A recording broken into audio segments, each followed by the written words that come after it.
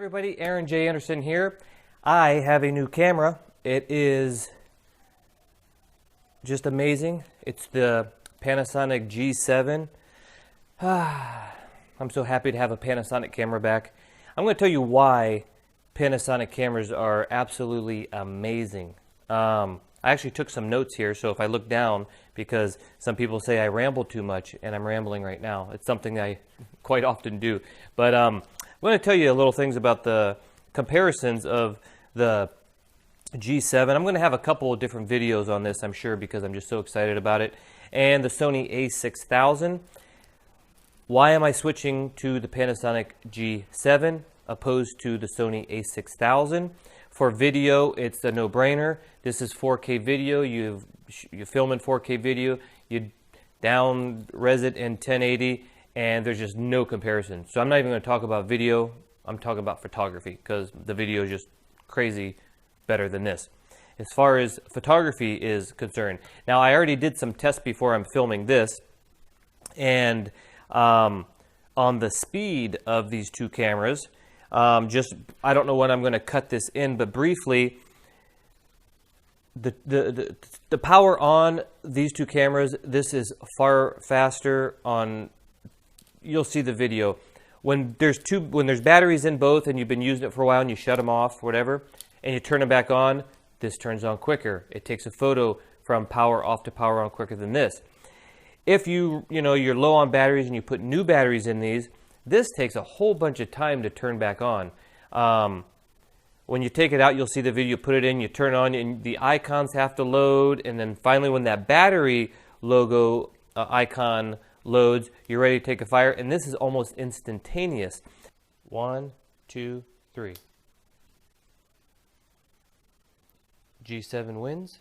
But I noticed when you put a new battery in, like a fresh charged battery, that it actually takes longer to start up. And that's a problem because if you're doing event work or weddings and you need to switch batteries quick and then you have to wait even longer before you could take a picture, that's pretty much a problem.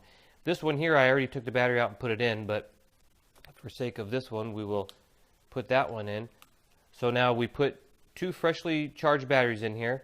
And it doesn't matter if the battery's charged or not. Just when you take a battery out and then put a new one in, this takes much longer to load up, longer than it is when the battery's in there. And you'll see, even though it will turn on, only a couple icons will show up, and then the battery will show up, and then you're ready.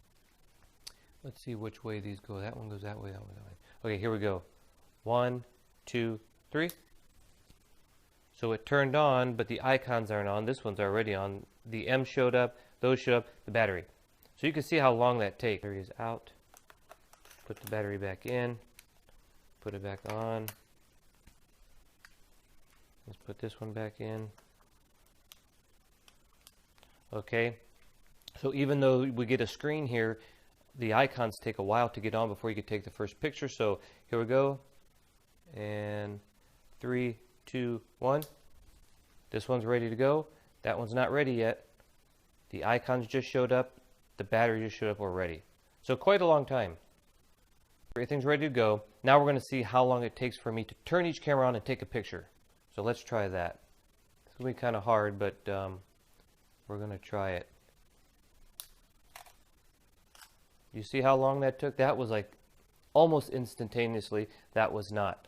Let's try it again. Let's give a few seconds for them to settle. Now you're going to watch this thing. I'm turning those on and pressing the shutter release buttons, and this one clicks almost instantaneously where this one does not. Here we go. Let me get my finger on everything. You see that? The G7 wins on powering up on every scenario. Okay, so this test is, again, the replacing like a new battery. And we're going to see how long it takes for me to get a photo. I already did the G7. We did this one. So now this is as if we have fresh batteries. And let's get these buttons right. And here we go. 1, 2, 3.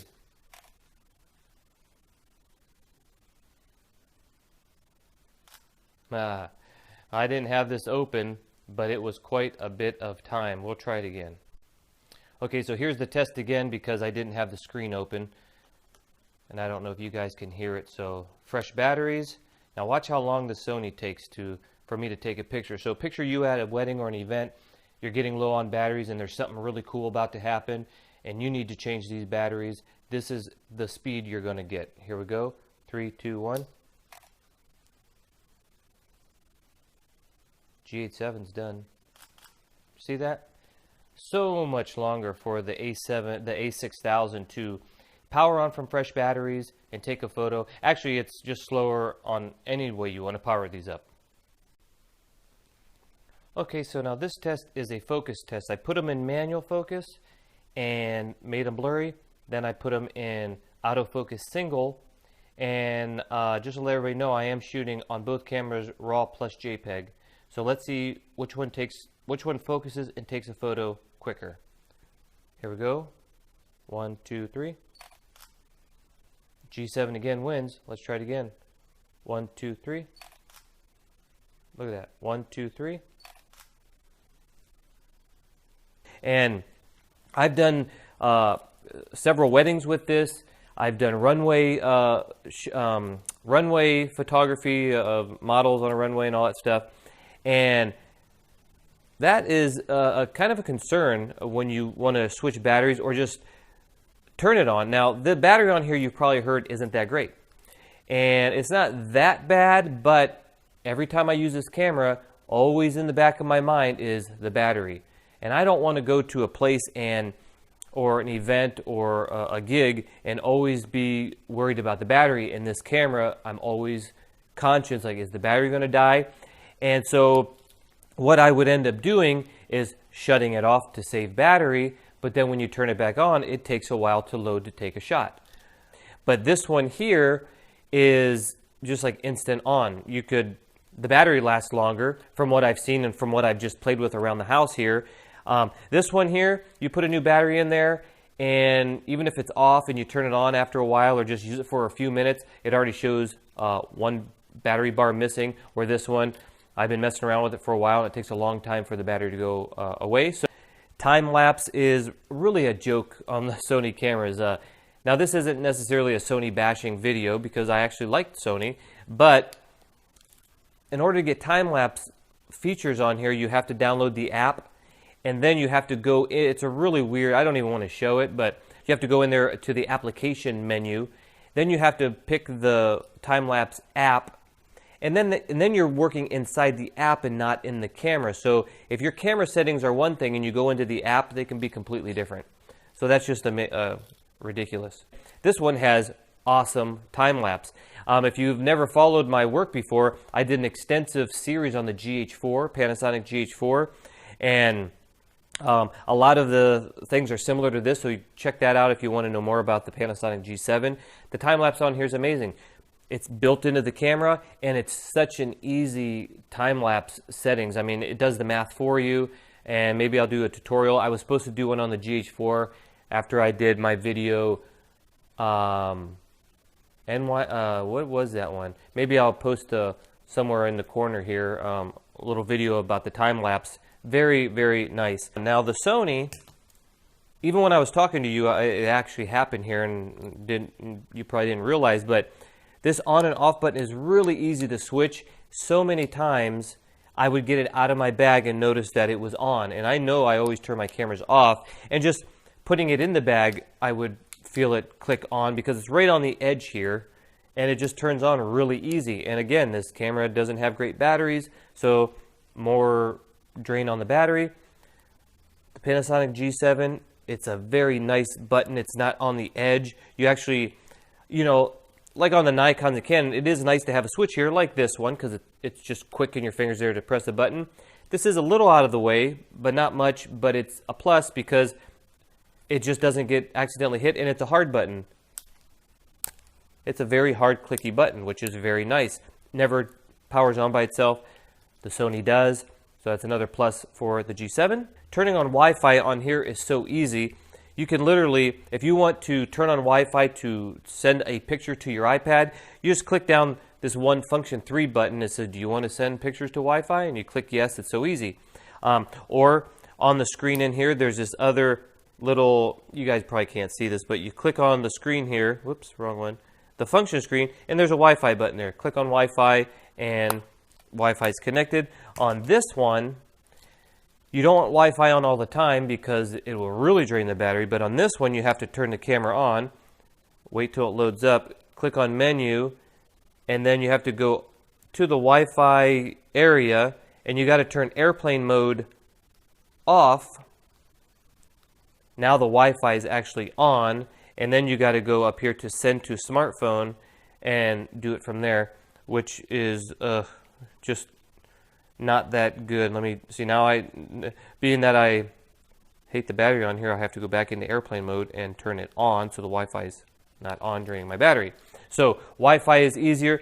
The app for the Sony A7S is terrible. Man, how do I even explain how bad it is? It doesn't let you do many features. You cannot do anything with video, and it just doesn't do much. If you've seen my other videos on the GH4, the G7 is the same. The app is amazing. You can focus, you can control just about all the features, shutters, ISO, and all those things. And it's just a really amazing app. Transferring it, just everything about Wi-Fi and transferring photos on this is amazing. I started with Canon cameras and then jumped and when the GH2 came out, I went to the GH2 camera, and from the Canon cameras that don't have any movable screen to a GH2 that had a flip screen. And then after the GH2, I think I went back to Canon, then went to some Sonys, and the Sonys, of course, have these type of screens that only go like this. And then I went back, Blackmagic cinema camera, and maybe another Canon camera. I can't remember all the cameras I've had. I had like 9 in 8 years. But coming back with the I had the GH3, the GH4, went to the Sony's, Nikon D750, which all have this type of screen. And then you come back to the G7, and you've got this flippy screen.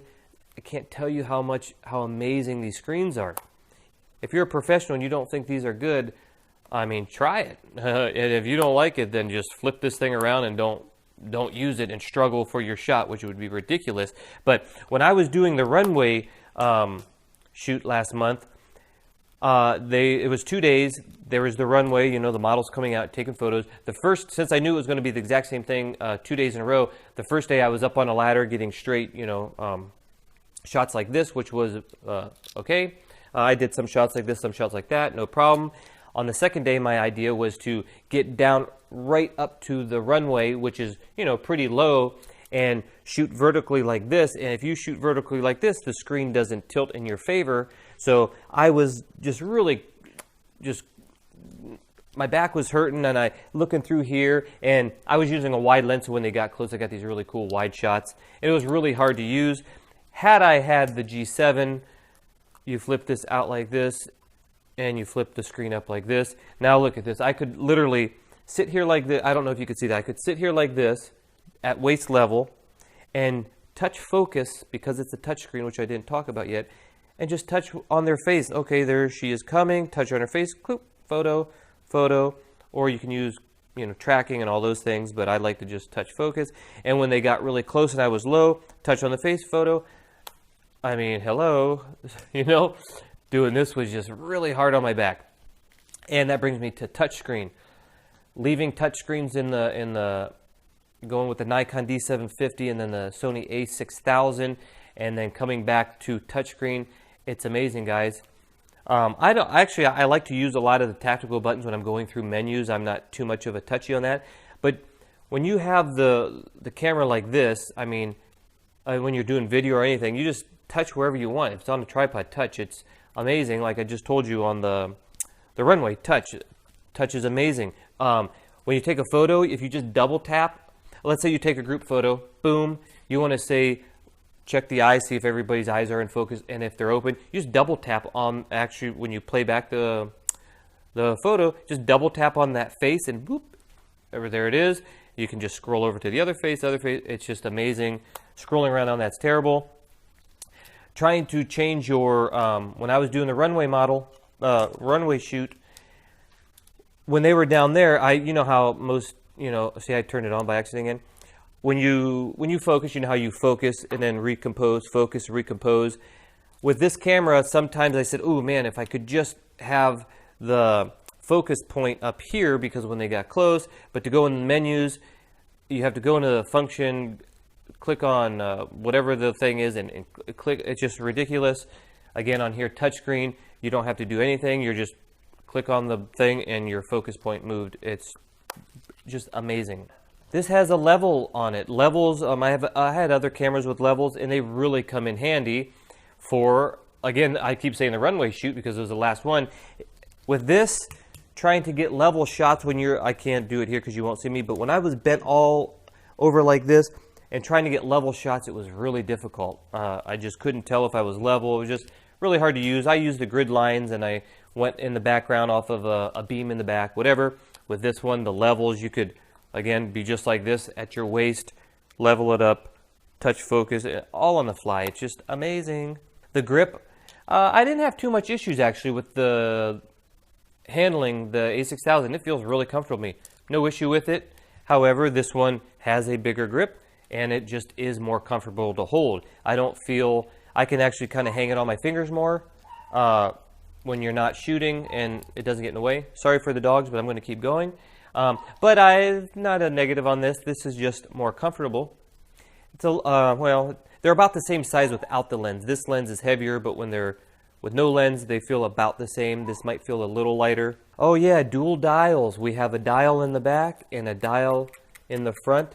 I really missed that when I went with the Sonys. This only has one dial, so that means you have to go into the settings to change things. So again, that makes this camera more comfortable, less cramping your fingers, and workflow is much faster to get the shot. Battery door. People were complaining about the battery door, that when you put a tripod plate on here, you can't access the battery door, because in the battery door is where you find your memory card as well. But I use these type of tripod mounts, and there's no issue getting in to the battery on this camera. So if you see, and here's the card. So if you've seen reviews saying that's like kind of an issue, for me it's not an issue. If this camera is so good, if you have plates, I would invest in these just because the camera is amazing, and I would not buy it or use it because of that, because easy fix, boom, done. Okay, as I'm doing these tests, I'm finding out, you know, new things that I like or dislike about each camera. Even though I had the Sony a6000 for a while, I already know what I don't like about that. But one thing I didn't mention in my other test is the memory card. When you take the memory card out, let's see if we can see this. When you take the memory card out, it's really close to the actual door, and it is really hard. Okay, that's fine, but you can't, I don't know how, we can't just like grab it like this. We have to grab it like this, and it's really hard to take out. You can see how I have to grab it like that to take out, and then putting in is the same. You got to really kind of get it lined up there, push it in, and that does take a while to do, and I dropped it a couple times during a wedding. With the G7, it's so much easier. You open that up, and it's right here. It's right here on the back. Instead of it being right next to the door here, it's actually on the back, and I mean, it's just like, it's easy. It comes out real quick because you can grab it like this. Can you see that? You can grab it like this instead of like the Sony grabbing it like that. So you grab it like that, you put it in, and it's just so much quicker. Let's do this like real time. If I wanted to change it, pull it out, get another one, pull it in. Let's try the Sony. And I'm not trying to exaggerate here. Let's just try it. There, but it's, you know, I feel like I'm going to drop it. And I'm not exaggerating here. I really am not exaggerating here. This is what I have to go through sometimes. There you go. So you can see even that slows you down. Lots of slowdowns on this camera. So there you go. I'll be making short videos as we go. Write speeds, that's what I got to do. I'm going to go back and do a write speed test and show you how annoying. That's the one test I forgot. I take a photo, man. You've got your model there. You want to take a photo. You could be in a place that's not very safe, or it's hot or wet or dangerous or uncomfortable for the model or you, and whatever. You've got more people, whatever the issue is. When you take a photo here and you play it back right away, it says writing, you know. Let's try it right now, actually. Okay, let's see if we can do this. Let's see if I can hold this up just so we can do the test here. Okay, there's focus. Now let's take a picture and see how quick it takes.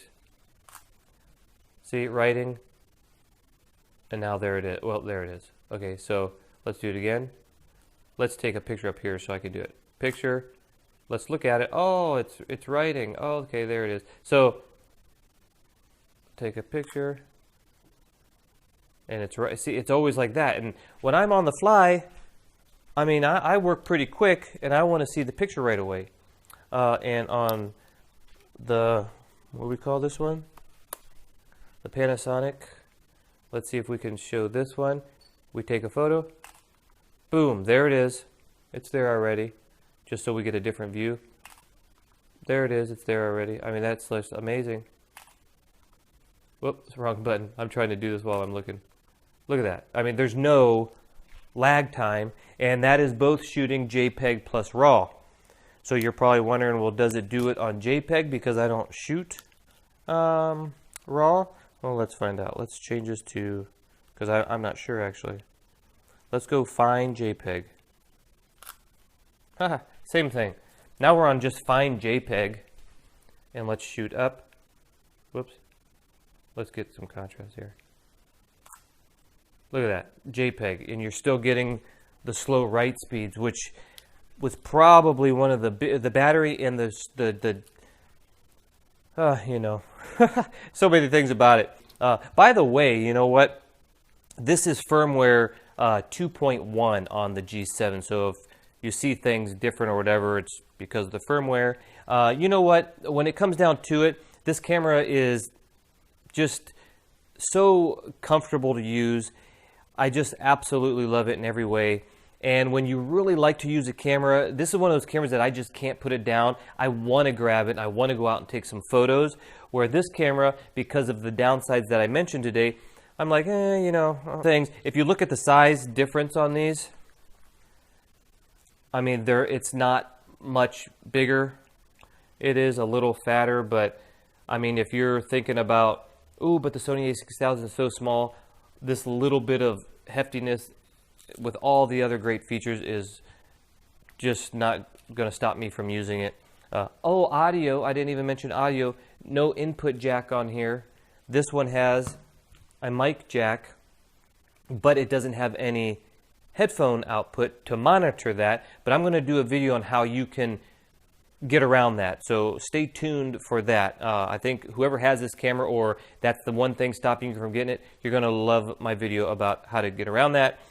Now the pluses. What's the pluses of this? Well, the size isn't much of a plus because they're so close in size. I mean, it's just a little, you know, this area here is a little fatter. It's the sensor. The sensor on this is 24 megapixel on the a6000, and on the Panasonic G7 it's 16 megapixel. That's giving the Sony 8 more megapixels. Does that matter? I don't think it matters. Having this being 8 more megapixels, when you're like me buying a camera, you're gonna look at all the specs and you're gonna wanna just blow it up 300% and look side by side from this camera and this camera, and you're like, okay, do I notice the difference on the, you know? It's almost like this. If you put those side by side, most of the time blown up and you're pixel peeping, you're gonna be like, yeah, I think I can see that the 24 megapixels is better.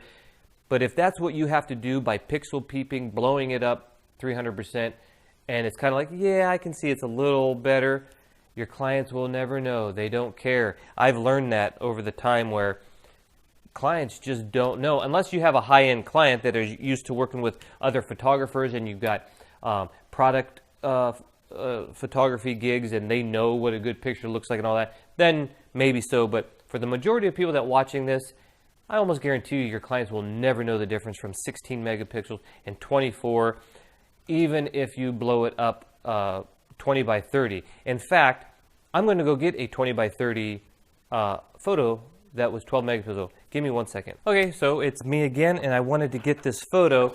Now this photo, I hope this can fit. This is the photo. It's a love story that I did with the a6000. However, I actually down sampled it to 12 megabytes because I was doing, I forget why I did it. I did some of their photos in 12 megapixels, not megabytes. So this is actual 12 megapixel photo, and you can see it's a 20 by 30, and being on YouTube, you're not going to see the quality or whatever of this print, but it looks amazing to my eyes, being a photographer and being a pixel peeper for most of my career, and the clients loved it. 12 megapixels, so 12 megapixels you can blow up 20 by 30 if you're, you know, maybe under 400 ISO, which that was probably 100 ISO being outside. This is 16 megapixels, so it's larger than 12 megapixel. So you're going to be able to blow up 20 by 30. I don't know how many people blow up more than 20 by 30. Now, the real test is I'm going to do some low light tests, like I do with all my cameras. I will keep you guys updated and posted on how this camera evolves in my hands as far as, am I going to keep it for professional work? Will it actually replace my Sony a6000, even with all the downsides?